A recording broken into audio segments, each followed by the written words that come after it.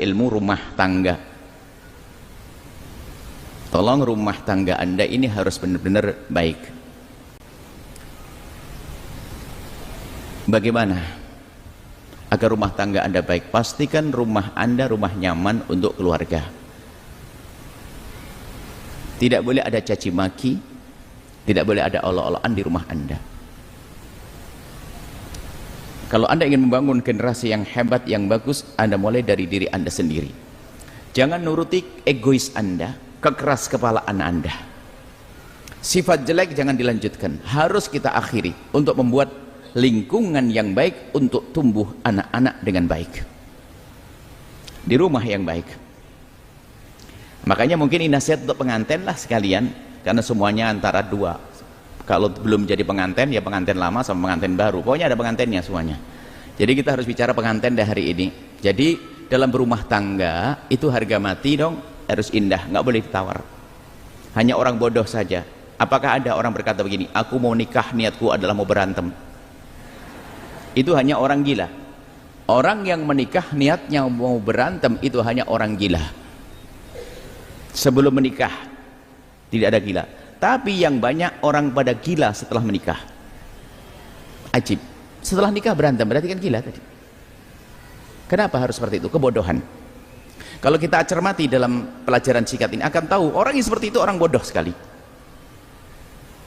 Kenapa rumah tangga harus seperti itu?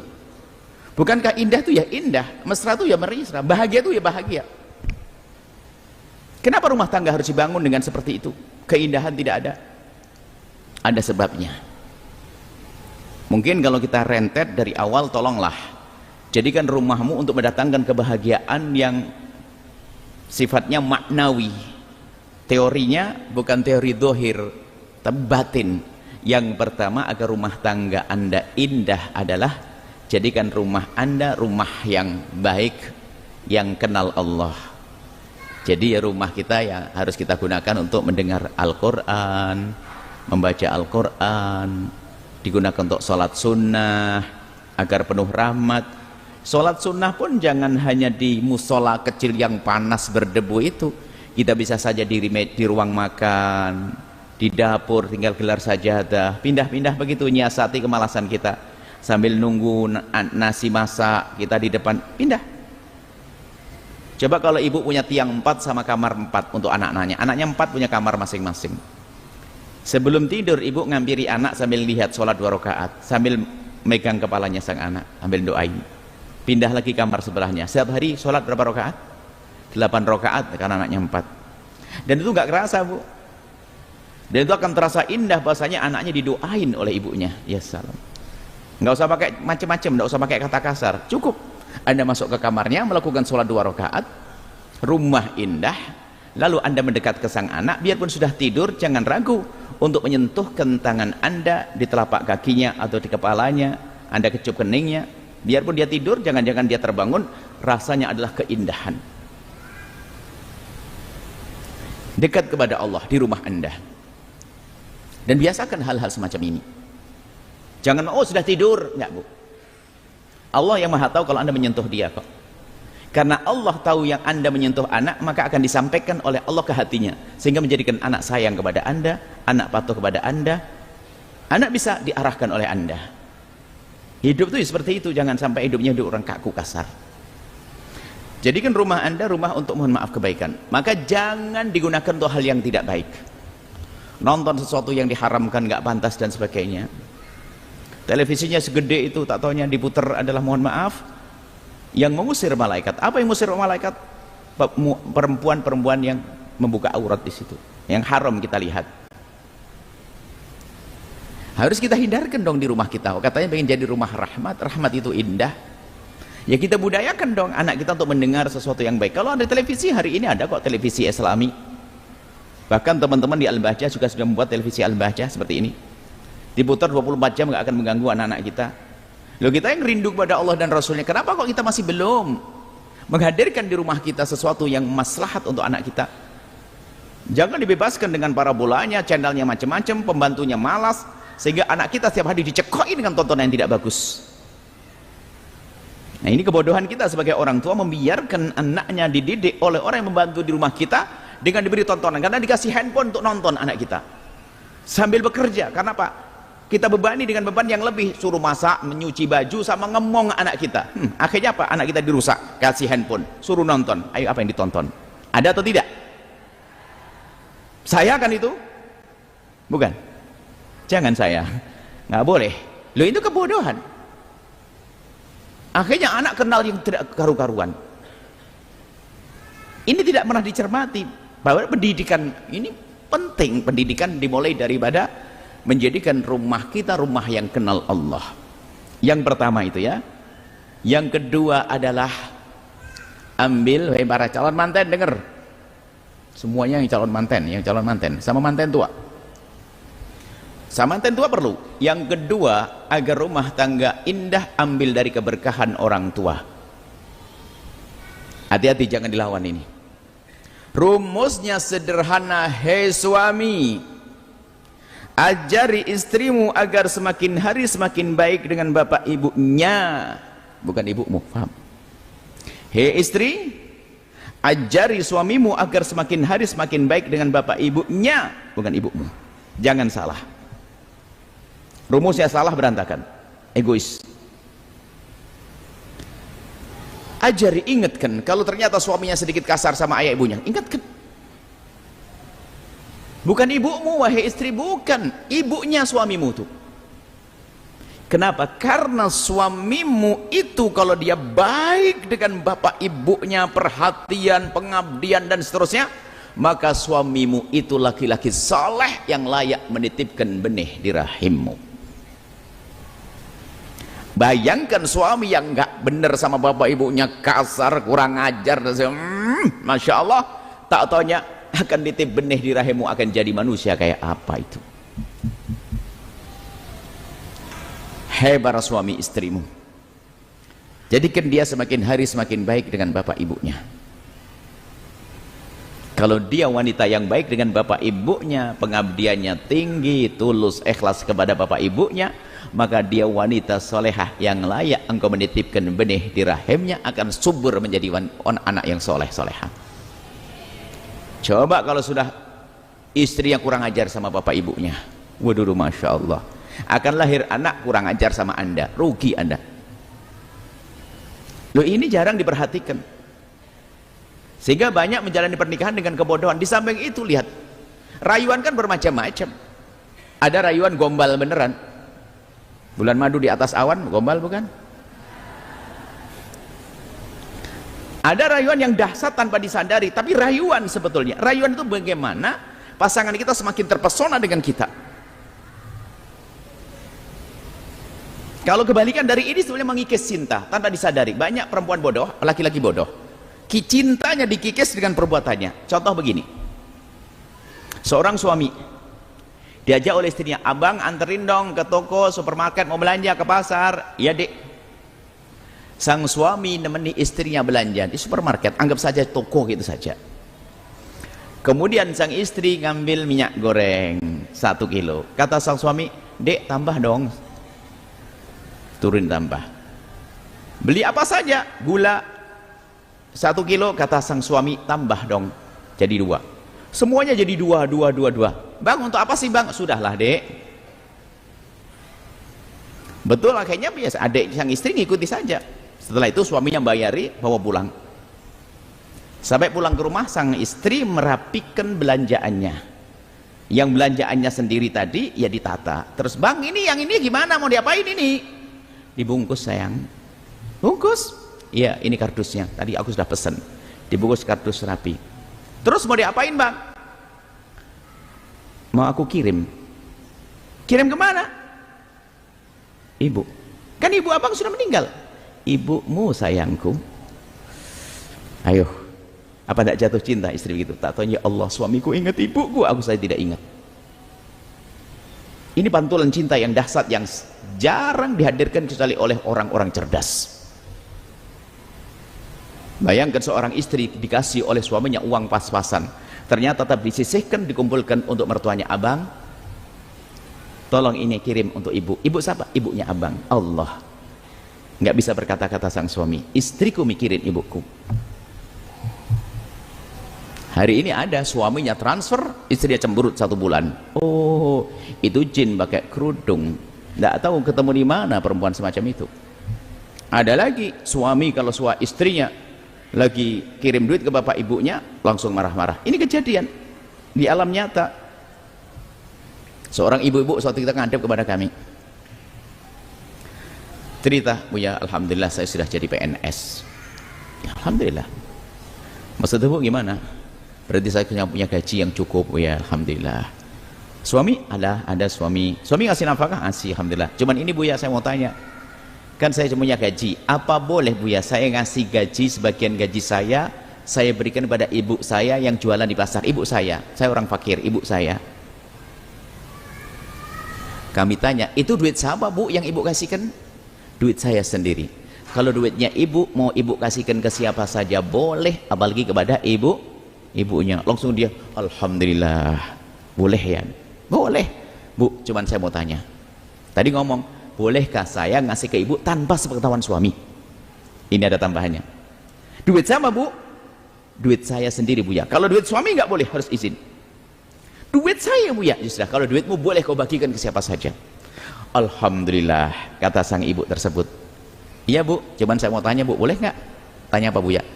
Kenapa kalau ibu ngasih ke ibumu sendiri kok sampai nggak ketahuan sama suami? Dia sambil mengangkat dadanya berkata, Buya pernah ketahuan sama suami saya marah. Dalam hati saya, sepertinya suami itu iblis pakai kopiah. Kasihan benar kamu punya suami kayak begitu tuh. Kok ada suami semacam itu? Mestinya mendukung istrinya, ingin berbuat baik kepada keluarganya. Ada juga seorang istri, lihat kalau suaminya transfer duit kepada ibunya langsung Masya Allah. Ada ini kejadian juga, seorang laki-laki ngadep kepada kami dan berkata, Buya kan selalu ngajari kompak, ngedidik anak kompak. Cuman ada satu hal saya tidak kompak Buya. Apa itu? Saya punya ibu, ayah saya meninggal. Otomatis saya jadi tulang punggung. Saya punya adik perempuan dan yang paling sukses saya, pengusaha AC begitu dia. Sampai cerita ini saya minta izin saya ceritakan, asalkan tidak sebut namanya boleh. Oke. Terus kemudian saya itu setiap bulan bantu kepada ibu saya tanpa izin, tidak kompak dengan istri saya. Gimana Buya kayak begitu tuh? Ya kami tanya, karena suami pertanyaannya beda. Istrimu sudah kau kasih nafkah? Kan begitu. Kalau perempuan tidak usah tanya itu. Sudah Buya, saya kasih motor, kasih mobil, kulkas, segala lengkap. Oke. Selagi istrimu sudah kau cukupi, kamu boleh bagikan uang ke siapa saja. Boleh Buya. Tapi kan nggak kompak. Ya yang penting boleh dulu. Nggak apa-apa Buya. Sebentar. Ya boleh, cuman saya mau tanya. Memangnya kenapa kalau ketahuan istri? Aduh Buya, sambil nengok anaknya. Pernah ketahuan sekali Buya cemberutnya sebulan. Oh, wewe gombel pakai kerudung. Kok ada perempuan begitu? Nemu di mana kamu dalam hati saya? Di tong sampah. Kalau nikah dengan perempuan tuh yang bener, jangan asal ketemu di Facebook dinikahin. Kok ada perempuan semacam itu lah? Sebetulnya cinta itu akan keropos di saat istriku tidak perhatian sama ibuku, keropos. Tapi sebaliknya, ya jadi seperti perempuan itu, perempuan lihat suaminya, abang kirim transfer ke ibu ya, ibunya abang. Suaminya ketakutan. Iya dek, abang transfer berapa? 3 juta. Apa? 3 juta? Iya. Abang cuma 3 juta. Coba ngomong saya tambah 3 juta. Waduh, baru bener ini. Kirain marah. Ya Allah, istriku kirain marah. Iya bang, kalau transfer dolong dong abang kasih tahu saya biar saya tambah dong. Allah, tambah cinta. Duh, ini adalah siasat loh, siasat cinta. Kan rumusnya begini, semakin kau baiki orang yang dicintai oleh orang yang kau cintai, maka orang yang kau cintai akan semakin mencintaimu. Semakin anda baik dengan mertua anda, yang jatuh cinta adalah pasangan anda. Itu gak bisa dipungkiri. Ada tidak tahu public figure siapa? Ada Buya, ada satu public figure ini telah betul-betul mengucapkan begini. Hati-hati ya, kalau punya suami semakin baik dengan bapak ibunya, hati-hati.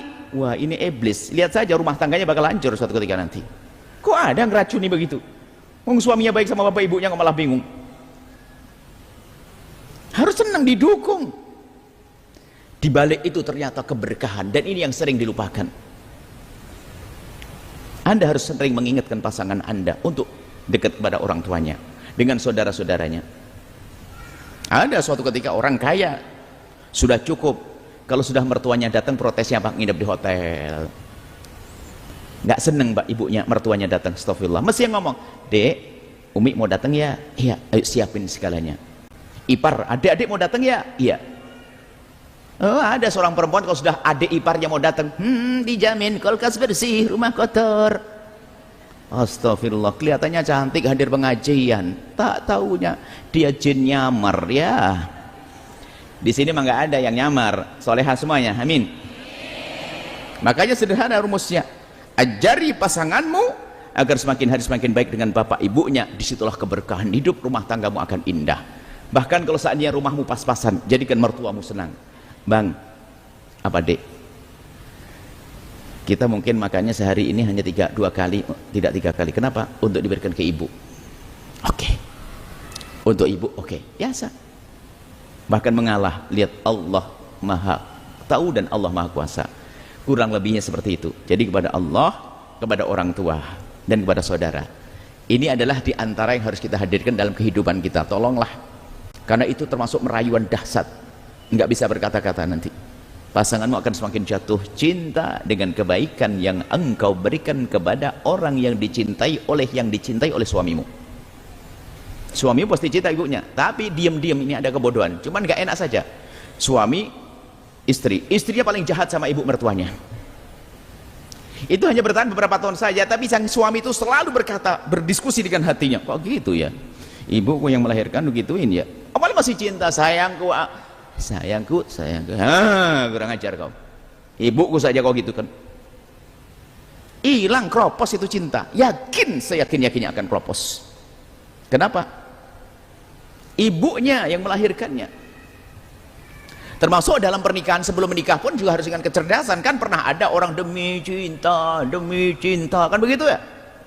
Ini adalah nanti ada pendidikan khusus lagi. Misalnya ada seorang perempuan atau laki-laki mau menikah, orang tuanya nggak setuju. Bang, yang pentingkan kita. Orang tua nggak penting, yang pentingkan kita demi cinta. Seorang laki-laki ketemu dengan seorang perempuan, katanya sang perempuan itu apa? Abang sudah dapat izin dari ibu, abah ibu udah ngizinkan. Ya sudah bang, nggak usah. Enggak, yang pentingkan kita yang menjalani. Sudah nggak penting ayah ibu. Yang penting kita. Aku sudah sangat cinta kepadamu sayang. Ya. Kalau perempuan cerdas akan mikir begini. Lu. Ini bapak ibunya sudah ngerawat dari kecil aja dibuang, apalagi saya. Nggak mau deh, batal bang. Kau kurang ajar sama bapak ibu. Kan cerdas begitu berpikir. Bapak ibunya yang ngerawat saja ditinggal, dibuang, apalagi ini calonnya ini yang baru ketemu 2 bulan. Cuman hari ini orang sering buta, cintanya cinta buta. Anda tahu cinta buta, makanya sekarang kita lagi mengadakan diklat cinta di beberapa tempat yang disenangi anak muda juga, agar mengerti bagaimana cara bercinta, siapa yang harus cintai supaya tidak salah dalam bercinta. Ini bahaya. Sebab kalau anda sih benar semua insya Allah. Kalau orang salah makan itu cuman sakit perut, tapi kalau salah mencintai itu sakit seumur hidup. Perut. Anda cinta pada seorang tapi dia nggak peduli dengan Anda, menyakitkan. Masya Allah. Ada namanya cinta buta, nggak pakai kriteria. Cinta buta, tahu nggak cinta buta? Gula Jawa rasa coklat. Itu orang Jawa Barat, orang Jawa Timur serem lagi. Ada seorang penyanyi itu mengatakan titik-titik kucing rasa coklat, serem. Kemudian dunia seluas daun kelor, kok bisa? Bukan itu butanya buta bener, hanya aku dengan dia, kalau tidak dengan dia mending nggak usah menikah. Salah. Alamat sengsara anak-anak begitu. Kalau menikah dengan kecerdasan, ini termasuk ketukan-ketukan yang kami hadirkan untuk yang muda-muda, yang jomblo-jomblo. Kami akan buat diklat cinta di beberapa kota besar. Hadiri Anda diklat cinta, bagaimana menumbuhkan cinta dan siapa yang harus aku cintai, bagaimana melangkah menuju cinta, itu ada. Sederhananya begini loh ya. Hei jomblo, angkat tangan. Didoain loh, cepat nikah habis ini. Wah, jadi banyak doa. Pengen nikah aja malu-malu. Giliran mau didoain langsung angkat tangan. Amin. Insyaallah. Sudah amin, sudah cukup nanti. Ini ada ilmunya, ilmu mencari pasangan tuh ada. Bukan dengan egois, bukan dengan ambisi. Kalau orang cerdas di dalam mencari pasangan, contohnya ya 2 model manusia. Yang satu namanya Sayyidina Yang pertama adalah Sayyidah Khadijah Al-Kubra, yang kedua Sayyidina Umar bin Khattab. Sayyidah Khadijah itu perempuan, bahkan disebut sebagai janda solehah, janda baik, janda yang Masya Allah. Beliau mendengar seorang laki-laki baik namanya Muhammad bin Abdullah, belum jadi nabi, cuman orang yang sangat jujur. Beliau perempuan cerdas, ingin tahu betul tentang Nabi Muhammad ini. Tidak pakai komunikasi, nggak dipanggil hei Muhammad pura-pura ngapain, nggak ada, pura-pura ngajak bisnis, nggak ada. Pembantunya suruh diskusi dengan Nabi Muhammad, dagang pergi ke Sam sana. Sepanjang perjalanan tanpa sengaja akan tahu, hei, bagaimana ceritanya Muhammad. Wakilnya Khadijah itu, Sayyidah Khadijah tanya, gimana Muhammad perjalanannya itu? Akhlaknya baik, orangnya lembut, nggak pernah marah, berkah, orang pada senang, gini-gini, semua diceritakan hanya menjadikan Sayyidah Khadijah semakin terpesona. Informasi yang akurat, bukan disengaja, bukan mak jomblang mah bohong, yang penting jadi dapat duit. Akhirnya Sayyidah Khadijah dan keluarga memutuskan dia akan dilamar, mendahului berita datang ke keluarga baginda Nabi bahwasanya Sayyidah Khadijah punya hajat seperti ini. Disambut. Jadi wanita Arab menyesal semuanya, berkhayal kalau seandainya jadi Khadijah. Ya tidak cerdas. Maksudnya apa? Jadi perempuan nggak ada masalah memulai, tapi dengan cara yang mulia, lewat orang baik. Ada mungkin laki-laki baik di sana, hei comblo, denger caranya ya. Ada orang baik di kampungmu, soleh dan sebagainya, sudah. Kasih nomor teleponnya, kenalkan Buya, saya yang lamarkan nanti. Maksudnya cari ustadz yang di sana untuk membantu. Bukan bercinta dulu, dibodoh-bodohin oleh hawa nafsu. Komunikasi dulu. Kadang perempuan melamar dulu malu, tapi apa? Mesem-mesem sendirian duluan juga nggak malu. Ini wanita mulia sini, amin. Kebayang, ada? Tadi angkat tangan, ada enggak? Telepon sini. Saya bantu, saya lamarkan nanti. Saya kasih tahu orangnya, wah. Saya ngomong, orangnya hadir pengajian. Dan sepertinya Masya Allah kayaknya, langsung oke nanti, bismillah. Enggak, seperti itu. Jadi enggak mulai, tapi dengan cara terhormat, bukan, hei siapa mau dengan aku? Alah, bukan begitu. Tapi terhormat melalui orang terhormat, dilihat dulu orangnya benar. Sebelum jatuh cinta, kalau sudah jatuh cinta enggak ada jeleknya. Baik, kemudian kalau bapak yang hebat adalah Sayyidina Umar bin Khattab waktu itu. Punya anak namanya Hafsah. Carikan suami, hei Abu Bakar. Orang baik namanya Abu Bakar As-Siddiq. Hei Abu Bakar, aku punya anak perempuan namanya Hafsah, jika kamu punya hajat dengan Hafsah. Diam Sayyidina Abu Bakar, belum mau. Daftar ke Sayyidina Uthman, aku punya anak perempuan namanya Hafsah, jika engkau punya hajat dengan Hafsah, aku buka pintu untukmu. Sayyidina Uthman tidak menjawab. Sedihlah sebagai seorang ayah, anaknya, seolah bahasa kasarnya, anaknya nggak laku. Ngadu kepada Rasulullah, ya Rasulullah, sebagai seorang ayah kan layak, boleh dong rindu punya mantu yang baik. Mantu yang baik, ada orang-orang baik, aku rindu mereka jadi menantu saya. Ternyata mereka tidak menyambut, ya Rasulullah. Karena tulusnya niatnya Sayyidina Umar bin Khattab, Allah kabul niatnya, Allah beri sesuatu yang baik. Abu Bakar orang baik, Uthman orang baik, ternyata tidak seperti Abu Bakar dan Uthman. Langsung dijawab oleh Nabi, akan menikahimu wahai Umar laki-laki yang lebih bagus daripada Abu Bakar dan Uthman. Sayyidina Umar bingung, apakah ada orang lebih bagus daripada Abu Bakar Uthman? Iya, yang akan nikahi Hafsah adalah aku sendiri waktu itu. Ternyata naik pangkat di luar hayalan beliau. Artinya mohonlah wahai solehah, wahai para bapak-bapak yang punya anak perempuan, jika ada laki-laki yang baik, jangan ragu untuk berdiskusi dengan baik. Jauh lebih bagus jika Anda yang mengatur daripada anak-anak sendiri yang ngatur di hari ini. Hari ini anak mengatur keduluan syahwatnya yang bermain, sehingga menjadi tidak sehat dalam pernikahannya. Anda memulai, karena apa?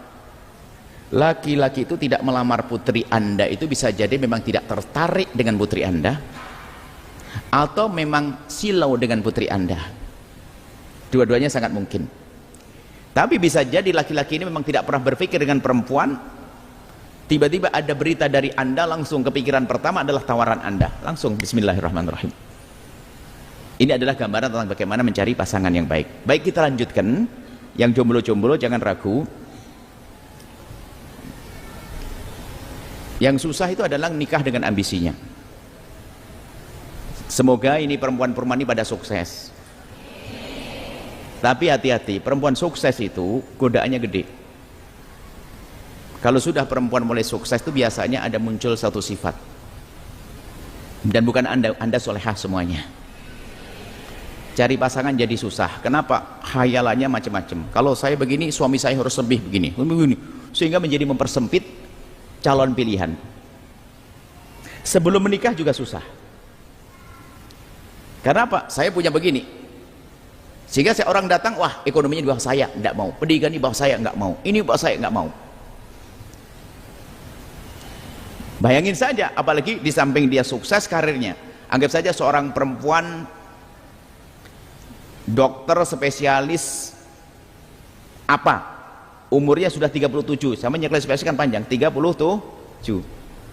Kemudian hayalannya, suami saya harus paling tidak spesialis seperti saya. Kira-kira berapa orang yang umur 37 yang belum nikah? Nggak ada pilihannya kan, nggak ada calonnya. Sementara kalau prinsipnya yang penting laki-laki soleh, baik, bisa memuliakan wanita, kerjaannya apapun, dia harus dokter, tidak harus lebih kaya dari aku, lebih luas pilihannya.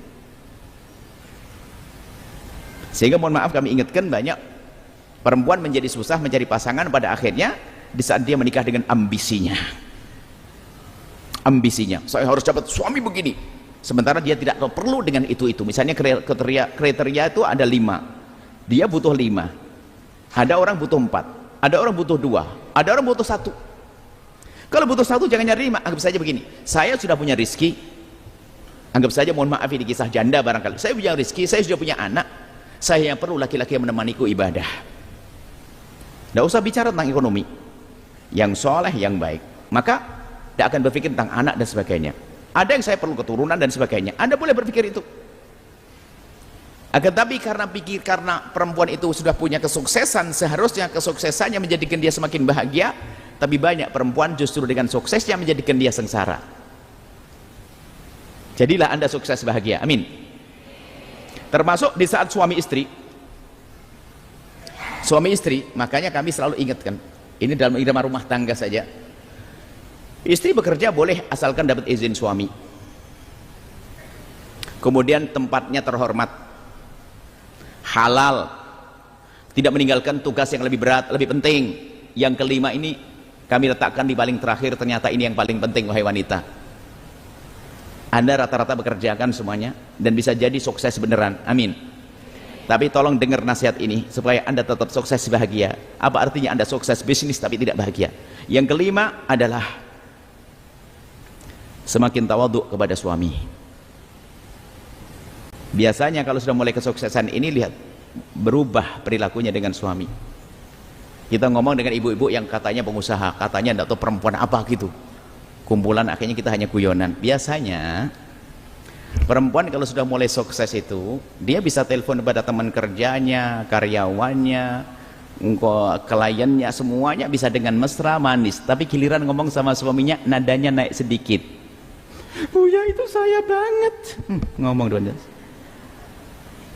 Biasanya begitu, ngomong sama orang lain bisa manis, tapi giliran sama suaminya mulai nadanya tinggi. Ada atau tidak begitu? Kenapa seperti itu? Mestinya semakin lembut, dan itu membahayakan. Mulai ada kesombongan, tawadhu. Dan memang kalau suami ongkang-ongkang tidak kerja, nggak bener dia. Ini dua-duanya harus dididik dong. Ada suami numpang makan di istri, nggak bener itu. Suami harus bekerja mencari nafkah. Berbeda kalau suami sudah bekerja cari nafkah lalu nggak dapat, itu lain cerita. Istri berperan hebat. Ada seorang laki-laki nasibnya itu bukan nasib beruntung terus, nasib bangkrutan. Dagang ini bangkrut, dagang ini bangkrut, dagang bangkrut, masya Allah. Sehingga tidak punya, tidak apa-apa. Yang penting berusaha. Yang nggak bener adalah ongkang-ongkang mengharap akhir bulan suaminya, istrinya gajian. Wah, ini adalah lebih rendah dari kerbau. Saya nggak mau hormati laki-laki semacam itu. Nggak mau bekerja, mengandalkan istrinya nggak. Kecuali Anda sakit. Biarpun Anda belum bisa bisnis, tetap berusaha. Apa saja harus. Sisi lain, istri kalau diberi oleh Allah kelebihan, tolong tingkatkan ketawadhuan. Jadilah Anda Khadijah. Khadijah yang punya kekayaan cukup, tapi justru beliau bagaimana berjuang untuk Rasulullah. Dan termasuk diantaranya, mohon maaf, ini nasihat ya, banyak wanita itu di saat sudah mulai ada kelebihan ini, sudah mulai sifatnya mulai berubah, biasanya gampang minta cerai. Lihat yang banyak menjanda itu justru janda-janda sudah mulai sukses, menikahnya pun susah lagi. Ayo, mohon maaf ini, kalau anda termasuk janda seperti itu, insya Allah hari ini anda akan bahagia, nggak usah khawatir. Kami tidak mengatakan anda janda jelek, tidak.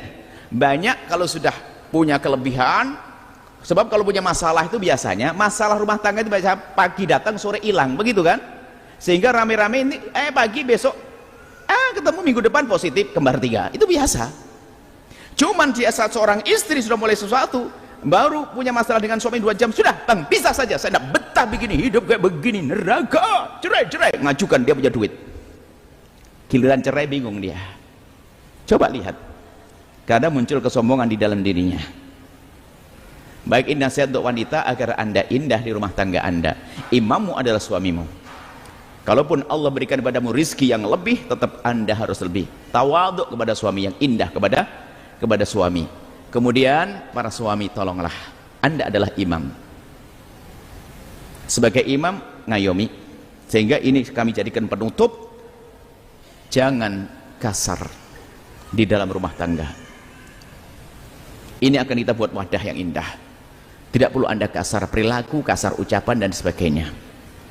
Percekcokan dalam rumah tangga tidak boleh terjadi. Biarpun tadi katanya sudah begini tadi kita sebutkan, wah, tak taunya di rumah tangganya sering berantem, kasar. Kasar itu merusak suasana rumah tangga, sehingga rumah tangga suasana yang rusak ini akan jadi tempat tumbuhnya anak-anak, maka tumbuhnya anak-anak tempat rusak, maka dia akan rusak.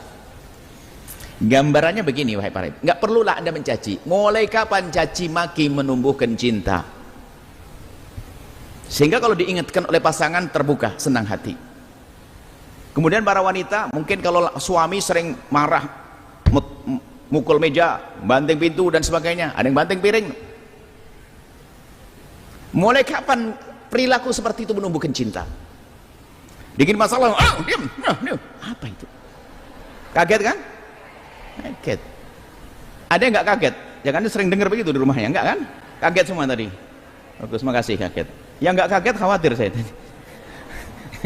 Nah, insya Allah baik rumah anda semuanya. Kalau perempuan nggak pernah, anting ini nggak kalau perempuan. Mohon maaf, ini serius kami sampaikan. Ini adalah ya riset, diskusi sama beberapa orang yang banyak, karena kita tempat mengadu, jadi kita tahu. Perempuan jarang banting mukul meja, banting itu. Kalau perempuan apa? Cemberut, manyun. Kalau wanita cerdas, mulai kapan manyun alias cemberut menumbuhkan cinta? Sampai anak-anak tahu, mama lagi cemberut 3 hari itu, ada apa-apa dengan papa itu. Mulai kapan ibu cemberut menumbuhkan cinta, mulai kapan? Tapi kenapa kok jadi hobi?